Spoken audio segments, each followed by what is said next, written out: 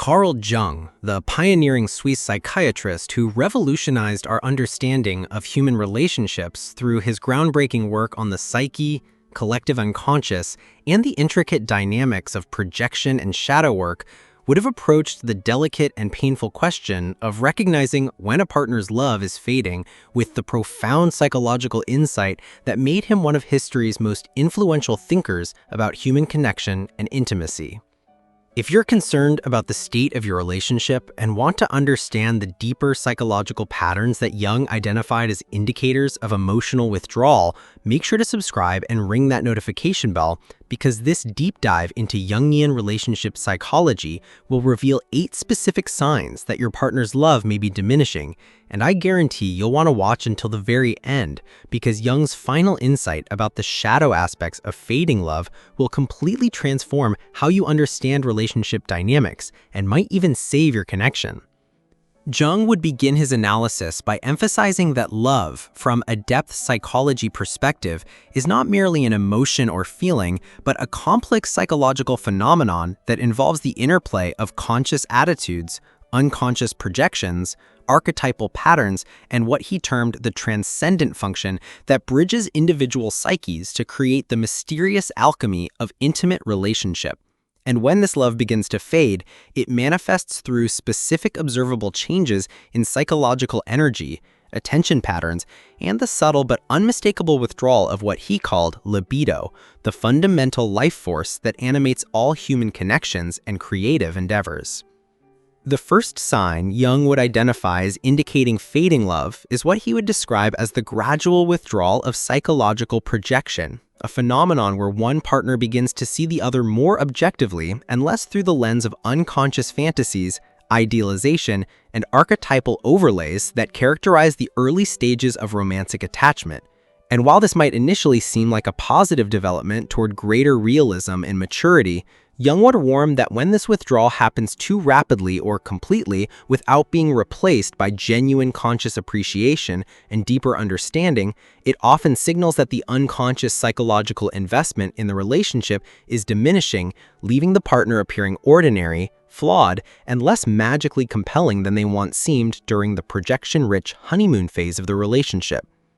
The second crucial indicator that Jung would highlight involves changes in what he called psychological attention and presence, recognizing that when someone is truly in love, they naturally direct significant amounts of conscious and unconscious attention toward their beloved, showing genuine curiosity about their inner world, emotional states, daily experiences, and deeper thoughts and dreams. But when love begins to fade, this natural flow of attentive energy starts to redirect elsewhere, manifesting as decreased interest in the partner's experiences, less engaged listening during conversations, reduced curiosity about their emotional states, and a general quality of psychological absence even when physically present, as if the partner has become emotionally invisible or irrelevant to their ongoing psychological narrative and future planning.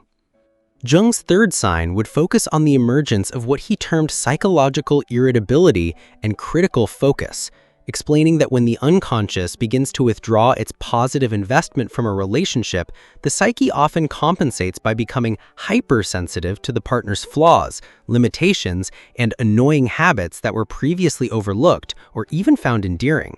And this shift represents more than simple familiarity breeding contempt, but rather indicates that the unconscious is beginning to build a case for emotional withdrawal by amplifying negative perceptions and minimizing positive qualities, creating a psychological atmosphere where criticism flows more easily than appreciation, and where small irritations become disproportionately significant sources of conflict and resentment. The fourth indicator Jung would identify involves changes in physical and sexual intimacy patterns, not merely the frequency of physical contact, but the quality of presence and emotional availability during intimate moments.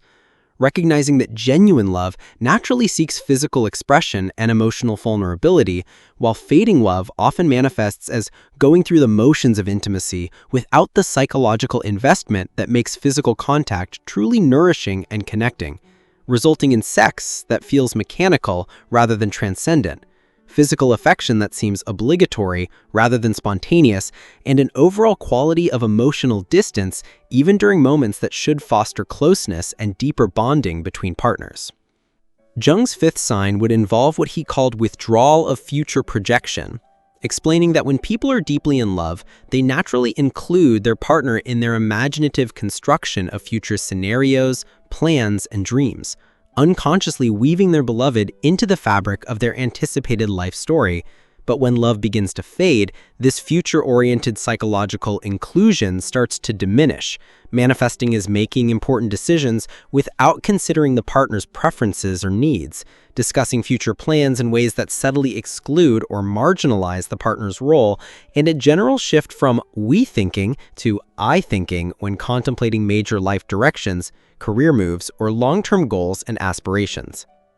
The sixth crucial indicator that Jung would emphasize involves changes in what he termed psychological mirroring and empathetic resonance, the natural tendency for people in love to unconsciously attune to their partner's emotional states, mirror their energy levels, and experience a kind of emotional contagion that creates the sense of being understood and deeply seen. But when love fades, this empathic connection often deteriorates, resulting in decreased ability to sense the partner's emotional needs, reduced motivation to provide comfort during difficult times, less celebration of the partner's successes and achievements, and an overall quality of emotional disconnection where each person begins to feel increasingly alone, even within the relationship structure. Jung's seventh sign would focus on the emergence of what he termed shadow projection and blame dynamics, explaining that when the unconscious begins to withdraw its positive investment from a relationship, it often compensates by projecting unwanted aspects of the self onto the partner, leading to increased blame, resentment, and the tendency to hold the partner responsible for personal dissatisfaction, unhappiness, or life circumstances that may have little to do with the relationship itself. And this psychological mechanism serves the unconscious purpose of justifying emotional withdrawal by making the partner appear to be the source of problems rather than acknowledging the natural ebb and flow of romantic feelings or taking responsibility for one's own contribution to relationship difficulties. The eighth and perhaps most subtle sign that Jung would identify involves changes in what he termed the transcendent function within the relationship, the mysterious psychological process by which two individuals create something greater than the sum of their individual parts through their emotional and spiritual connection.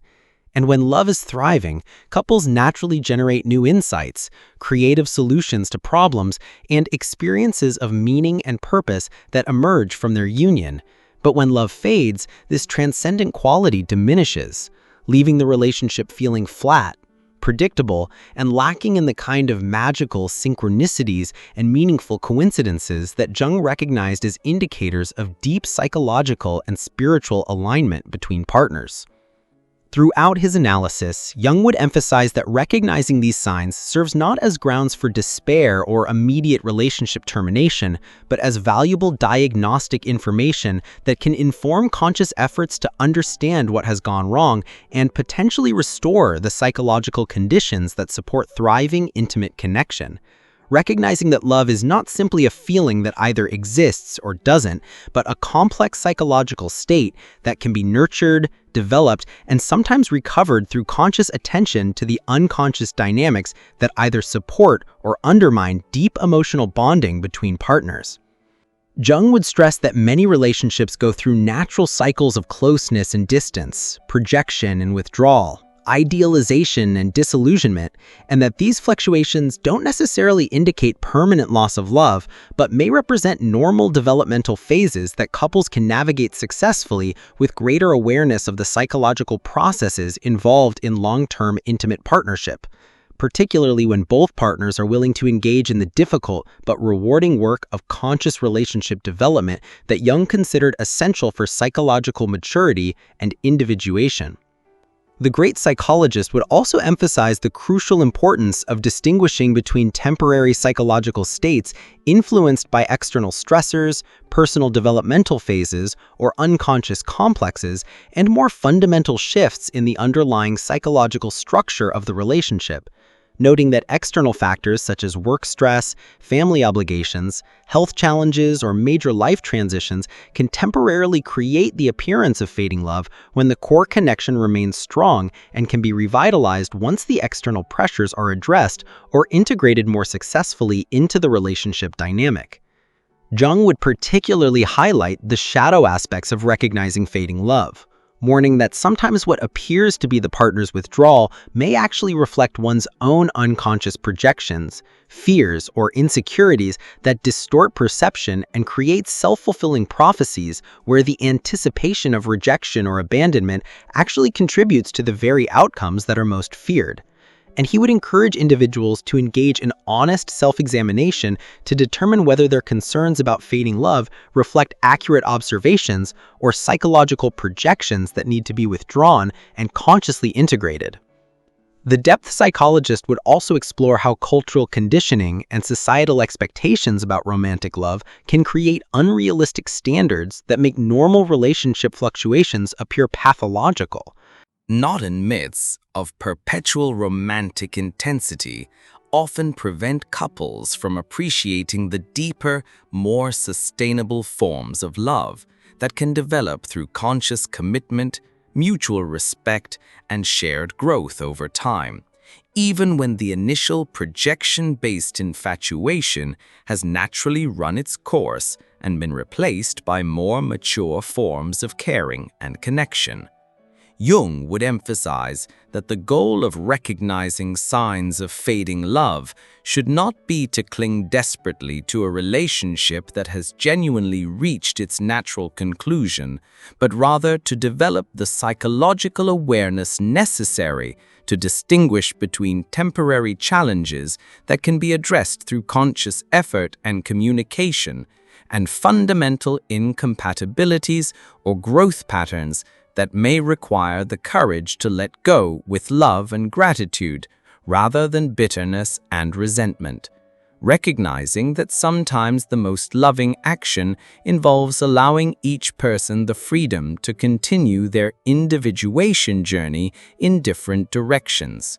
The pioneering psychiatrist would also discuss the importance of understanding that love exists in many forms, and that the fading of one type of love, such as passionate romantic attraction, doesn't necessarily mean the death of all loving connection, but may signal an opportunity for the relationship to evolve into different forms of caring, friendship, or companionate love that can be equally valuable and meaningful, particularly when both partners are able to release attachment to specific forms of connection and remain open to whatever authentic relationship wants to emerge between them.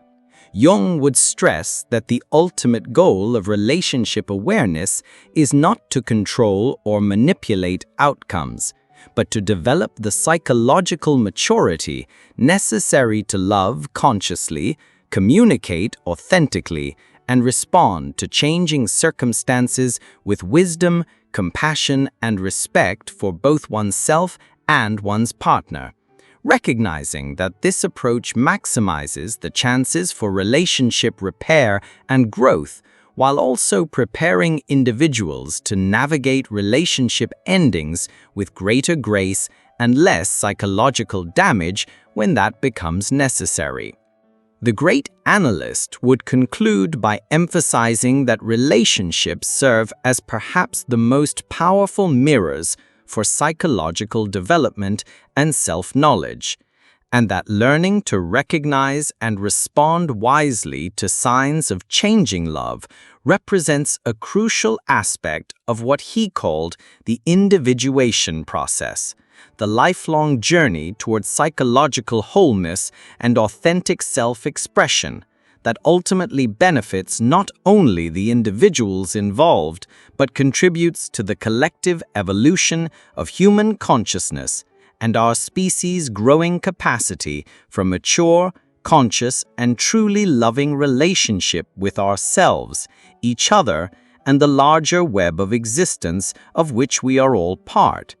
Jung would remind us that whether a specific relationship continues or ends, the psychological insights gained through conscious attention to relationship dynamics become permanent assets in our ongoing development as human beings capable of ever deeper levels of intimacy, authenticity, and love, and that this inner development represents the true treasure that emerges from our willingness to face honestly the sometimes painful realities of how love grows, changes, and sometimes fades in the complex dance of human relationship and connection.